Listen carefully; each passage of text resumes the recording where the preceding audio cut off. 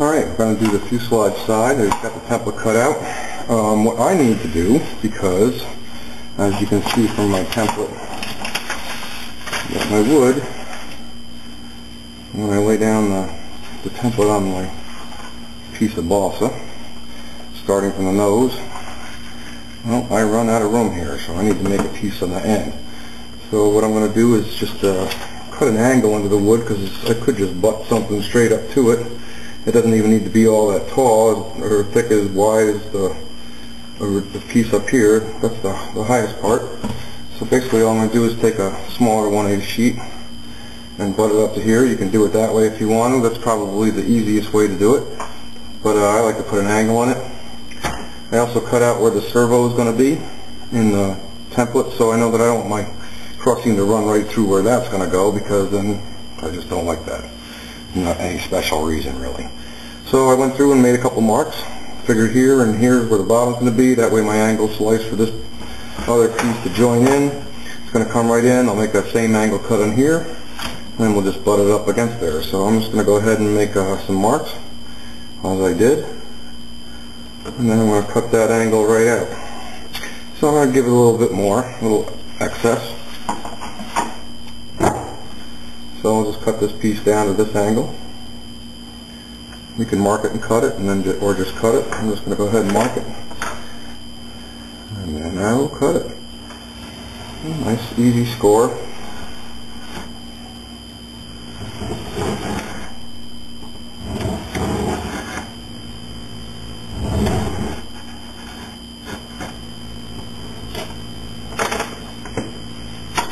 So there, now we have that angle there.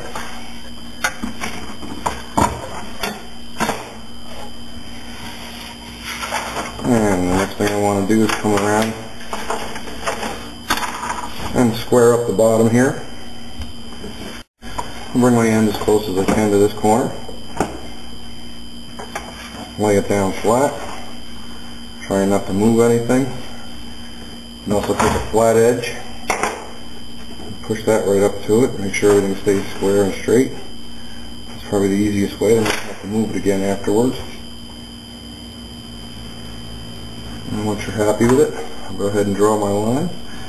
And that's the angle that I'm going to join these babies together. And I'm going to do this twice, once for each side of the fuselage. And just to make sure that I get a nice straight cut, I will use my straight edge. Can't talk tonight. Can't talk most nights.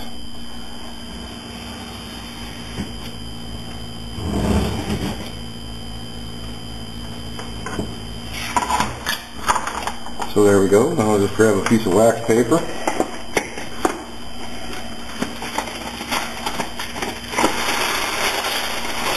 Just enough to where the seam is going to be. Lay down my balsa sheets, line up the bottoms on the center, and see you got a nice fit there. Now I can lay my fuselage down on it.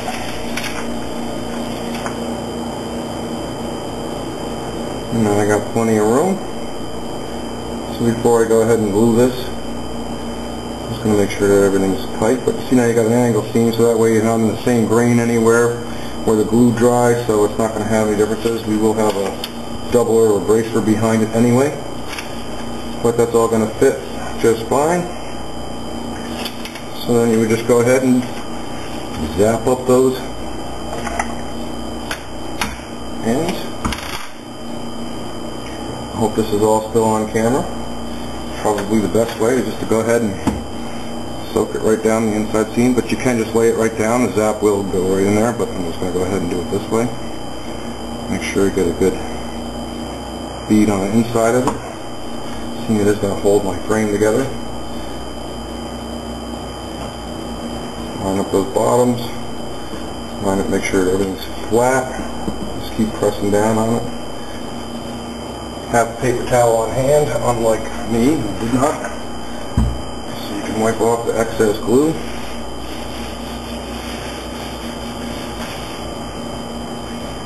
And that should be pretty close to stuck, as well as on the wax paper, so I'm going to get it off that spot. I'm going to try to have as loose amount of crap in your way as possible. Get the back side.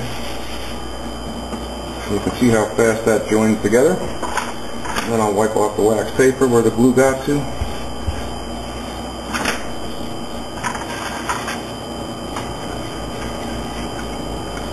And now that should dry pretty good.